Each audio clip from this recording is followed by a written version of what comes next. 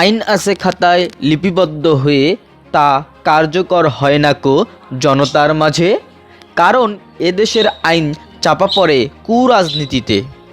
তাই তো হাজারো মায়ের কোল খালি হলেও বিচার নাহি মেলে। ক্ষমতার লোভে তারা সবই করিতে পারে, ন্যায়ের কথা বলিতে গেলে জীবন নেয় কেড়ে, তবুও বিচার নাহি মেলে। এদেশের বুকে কি হাদি আরও জন্ম নিবে, যে দেশে বিচারের নামে শুধু সান্ত্বনাই মেলে? জনগণের টাকায় সরকারি আমলা তারা চালায়, তবুও জনগণ নিরাপত্তা নাহি পায়। তাহলে কি হবে এত বাহিনী দিয়ে, যারা থাকতে খুনিরা দিব্যি বেড়ায় ঘুরে?